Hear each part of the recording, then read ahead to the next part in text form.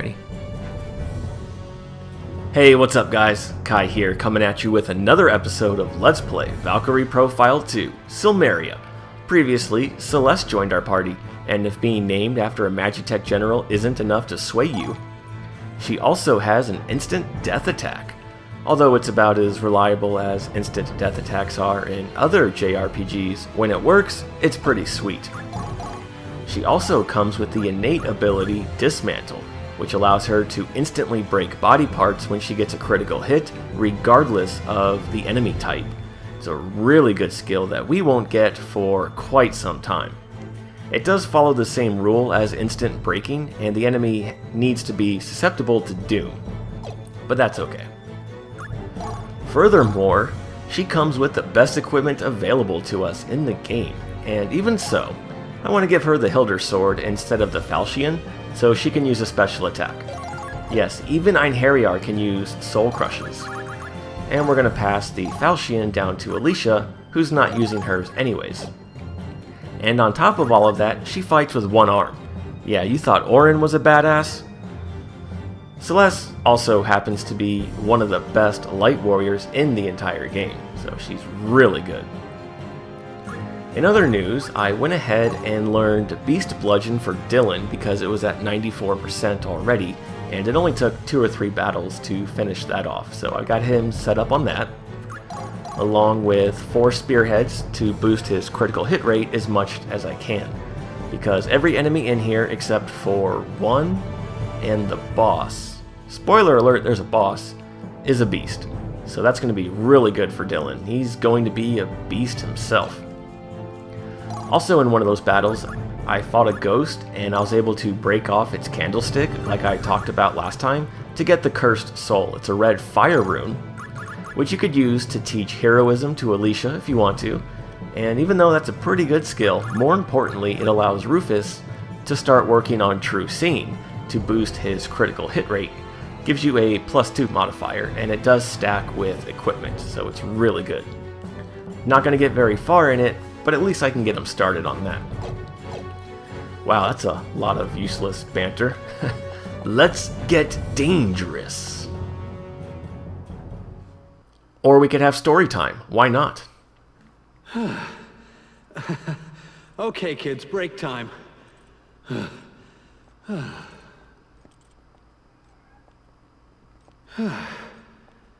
Why'd they keep it in such an out-of-the-way place?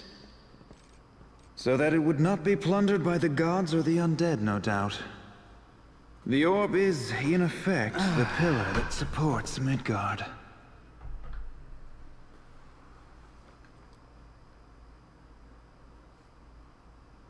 However, a place too secluded is bound to invite the curiosity of mortals.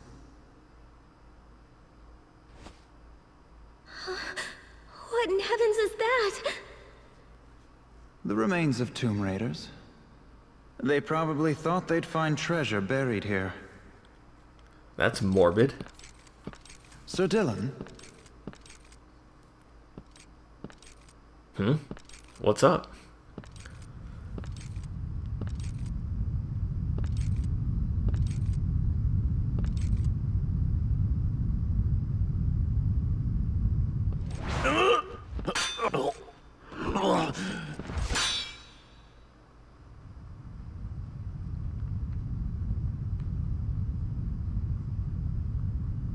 Hey, I know that sword.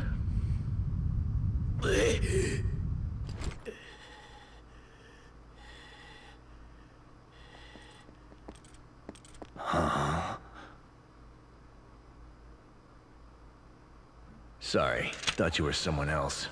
Like who? I just saw a monster dig into a corpse back there, so I'm a little on edge. But I figure if you were a monster, you'd have peeled off your skin by now. Arngrim! You mean he's not Diaz?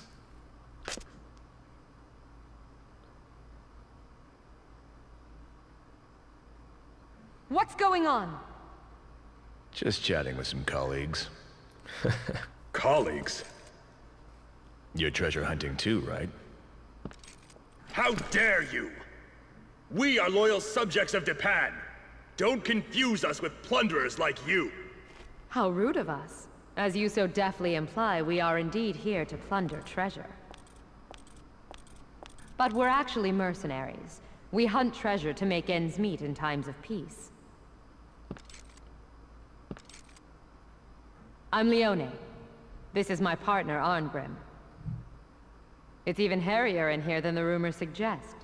What do you say we team up? Sure. Of course, to make things fair, we'd settle for a third. Hey, that's not the deal. Huh? Forget it. We're not here to hunt for treasure. Be off with you. Dylan? They don't want what we want. What would be the harm in teaming up? But we barely know anything about them.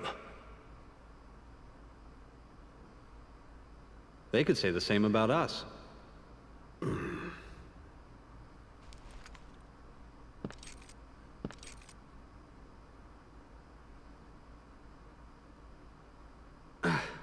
Wake up! Time to go!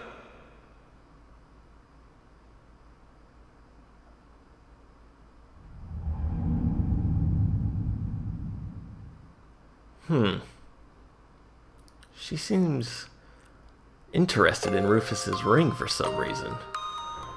But Leone and Arngrim joined the party. What's the worst that could possibly happen in this happening? So, Arngrim was a character in Valkyrie Profile. I don't know what he's doing here. Well, actually, I know, but I'm not going to tell you guys. But anyways, let's take a look at those two. Most importantly, their skills, really. Leone comes with Spirit Control, allows you to get more purple gems when attacking a downed enemy, which is really good for extending your combos. And Arngrim starts with Survival, very OP early in the game, and it's a really good skill if you're building a tank-type character. Speaking of characters, though, we just got more party members. I'm having a hard enough time as it is rotating people in and out. I really should be focusing on my main party. But anyways, just like Dylan and Lazard, you don't want to use any stat boosting items on Leone or Arngrim for a very special reason. But for right now, let's continue onwards. Kill him! And fight some more kobolds. Alright. So in the last episode, I gave you guys a little bit of misinformation. I got the kobolds confused with the Kobold Knights, which, well, there's really no reason for it. It just, I goofed up. And even though I've beaten this game numerous times, I can't remember every little tiny detail about this game, and I don't pretend that I do. So if I get things mixed up or confused here and there, well, it's just gonna happen. But anyways, I told you that the Kobold Knights dropped the Koboldapult from their weapon, when in fact they dropped the Kobold Driller, which we happened to get last time. And it's actually the other way around. It's the regular kobolds who drop that. It must be now.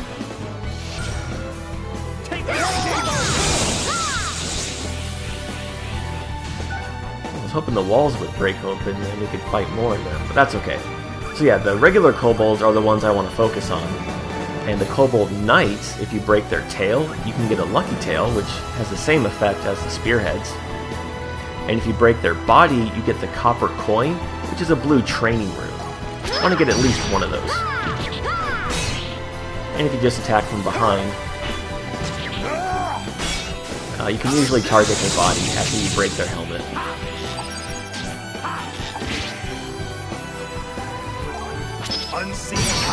There we go, Copper Coin. Yeah, smash from their bodies the breath of life. And a new battle What a begins. cool quote. I love instant breaking. So the training rune is good because it allows other characters to learn survival. I think it also boosts your magic by 5%, if I'm not mistaken. Yeah. So, pretty good. You can farm those if you want to. As you saw, they're very easy to get. And they're very common, not like those Koboldapults, which have a 15% drop rate. You know what? Might need this guy in a second. We have no choice. Oh, I could show this off to you. Another way to deal with these ghosts, if you're having trouble, is go into your items and use an Earth Gem on them. Zim Zam Zoom! Direct Assault, one-hit kill, and you get another Earth Gem. So, there you go. I want neither to harm nor be They're also harmed. weak to fire, so Lizard could probably one-shot them with Firestorm.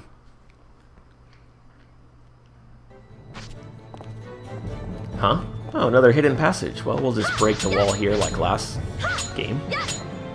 Huh. Castlevania logic isn't working here. Whatever shall we do? Well, this over here, you can crystallize it and move it around. However, it is very fragile. Even if it drops from this height here, it'll shatter. And the only way to get it back is to leave the room and come back. So what you have to do is move it over to the edge, stand right above the crack, and then jump. And there you go. Now you can get down here and pick up a falchion. Alright, and we have another seal stone, the Masochist Wrath. All that does is it returns a portion of the damage you take back to the enemies. It's like a damage shield. If they won't retreat, they must And die. more kobolds, alright. So down below in the video description, I'm going to put a list of all of the unique items that I think are worth getting, like the Koboldapult, very nice.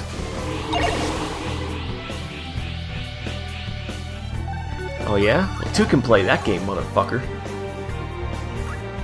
There we go, hit all of them.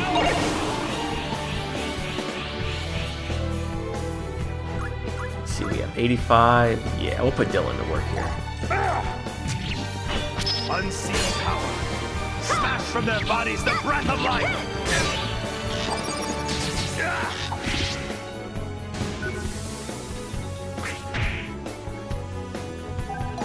Lightning bolt.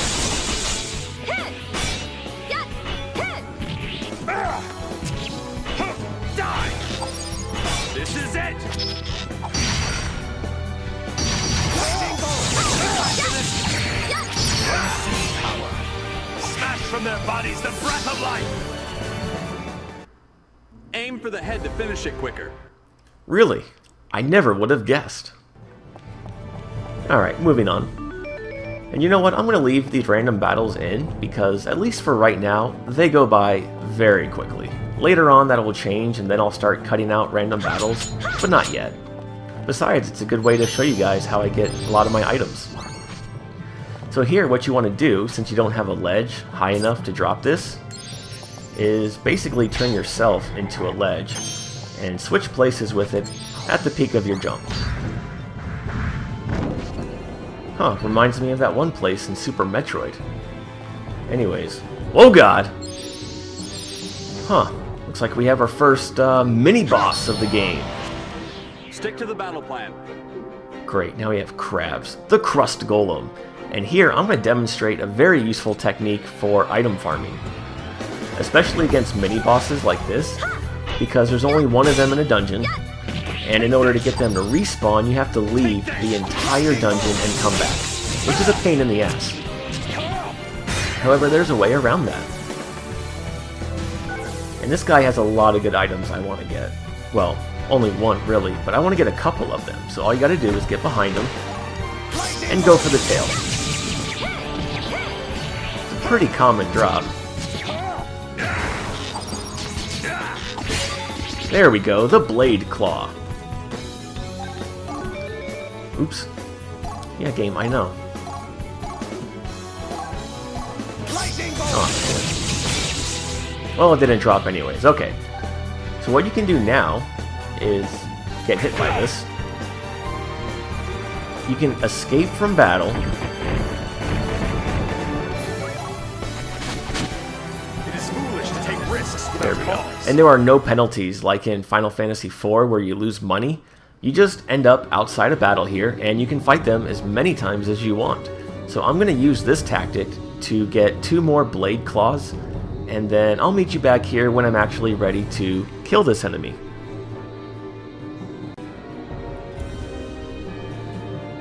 Alright guys, we're back, so let's take a look at these items. Starting with the Blade Claw. It increases the damage of your soul crushes by 5%, but more importantly, it's a blue slashing rune, so now everybody can start learning those critical racial abilities and break up.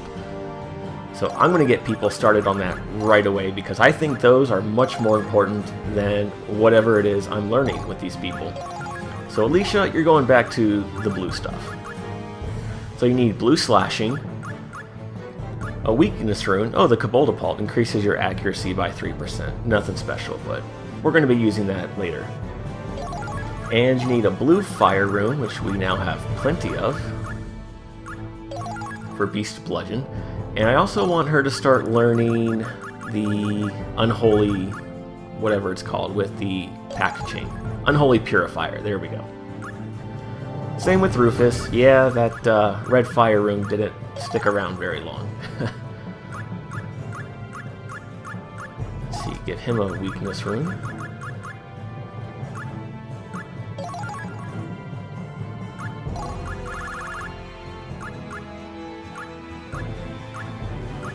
Oh, there's the Pact Chains. And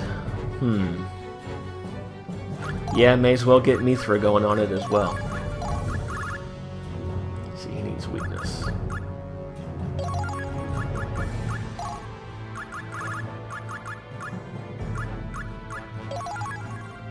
There we go. Oh yeah. I also picked up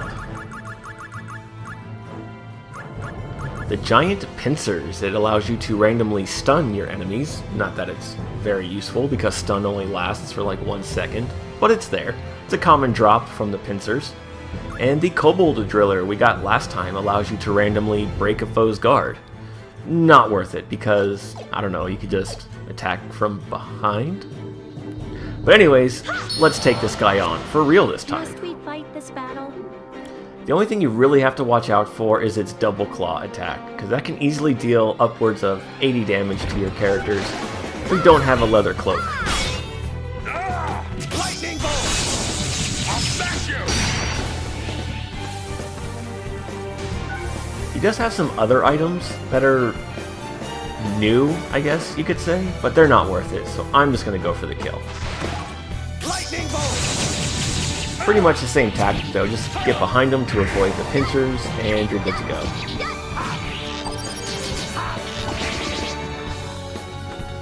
If only I had a soul crush. Oh well. Lightning bolt!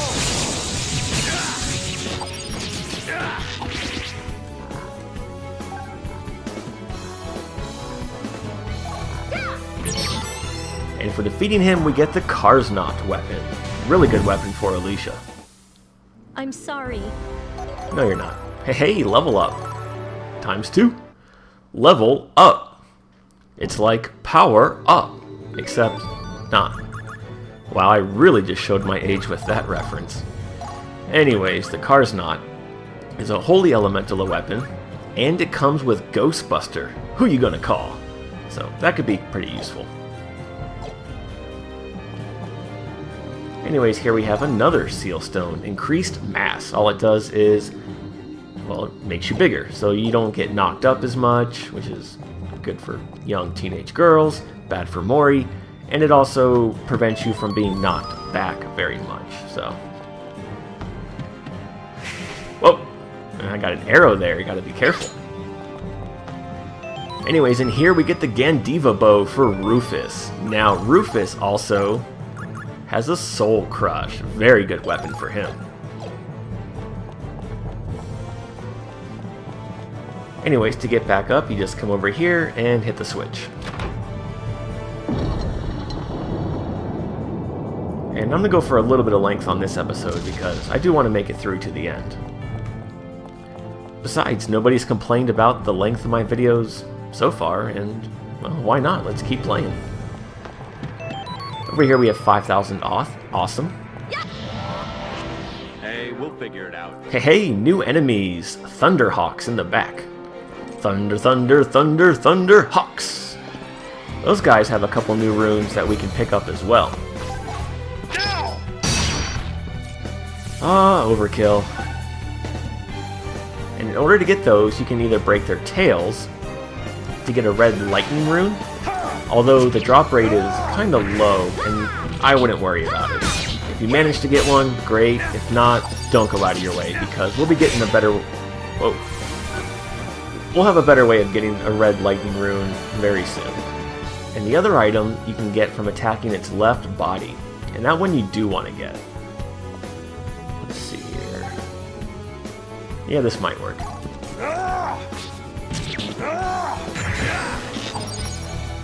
Oh, shit.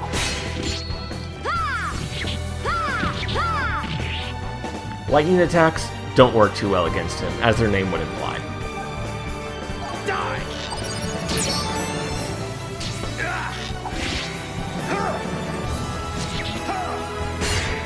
Nope, didn't get it. Okay.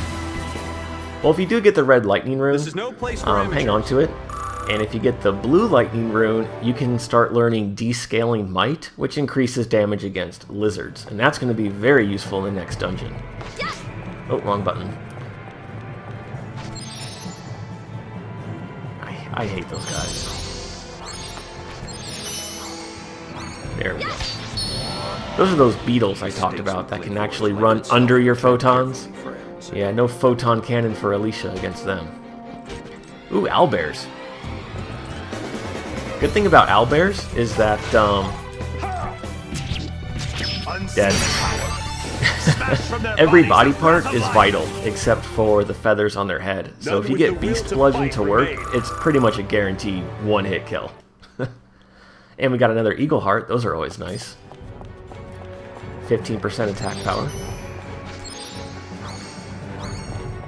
And this puzzle's pretty easy. Just use this flying enemy to make a makeshift stepping stone here.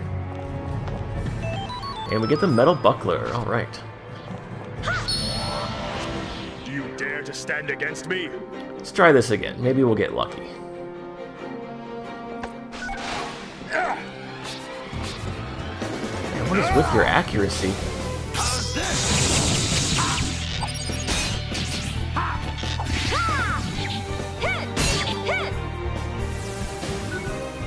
Okay, hopefully this time my combo won't whiff.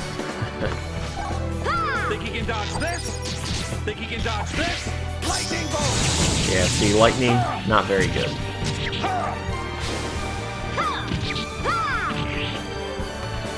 Gotta be careful against those guys because they have a pretty powerful lightning attack that they can use from long distance. There we go, charged tail feather. That's actually the rare item. There's the common item. Perfect. Wasn't expecting that to happen.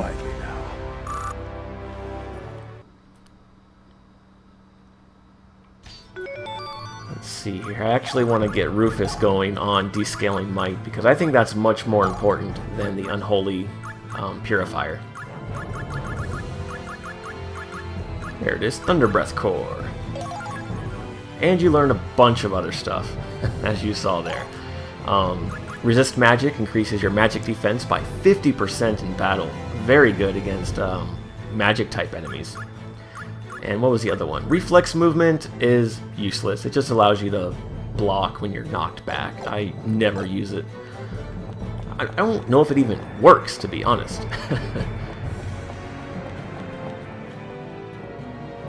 Uh-oh, Divinity Void.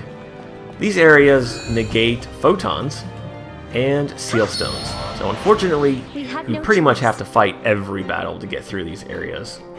And you're at a disadvantage if you are relying on seal stones. Wow, another Koboldapult. Those are really rare. Speaking of rare, I still haven't shown you the, what is it, Sack Mimics.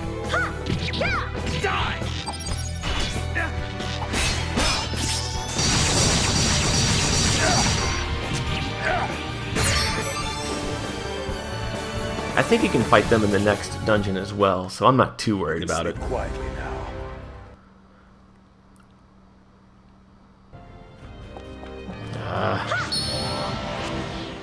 they won't retreat, they must die. In a world where they won't retreat, they must die. I'll smash you! You mean you can actually hit your targets? I'm amazed. Huh? No more kobolds. Okay, whatever.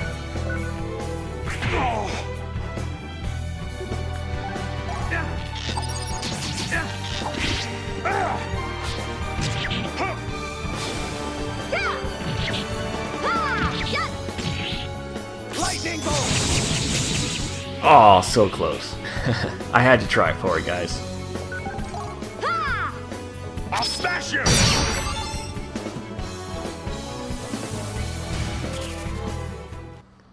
None with the will to fight remain. And we're almost to the end of this place, don't worry. Oh, can I sneak by? Come on. Yes. Hey, another Einherjar. Now this one has two possible characters. You can either get Woltar or Alm. And I don't care which of the two I get, so we're just going to see how it plays out. Each one has a 50% chance. And we get Woltar, okay. It's another mage type character. And just like Celeste, I'll go over his background at the end of an episode. Maybe not this one.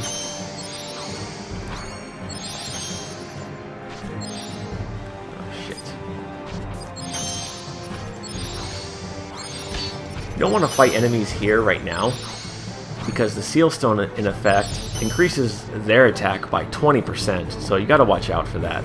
But we are going to take it for ourselves. This does stack with Fist of Iron, so now our attack power is increased by 20%. And you know what? I don't care to get any more items from those guys, so let's continue onwards. And here we have a spring, what I already explained in the last episode. You just use your magic crystals to restore the Sealstone, and then you can draw them from other springs. Here we have a save point, and creepy altar in the background. Haha, yeah, secret area. Come up here to get a fireproof trinket that increases your resistance to fire in battle, and some metal greaves.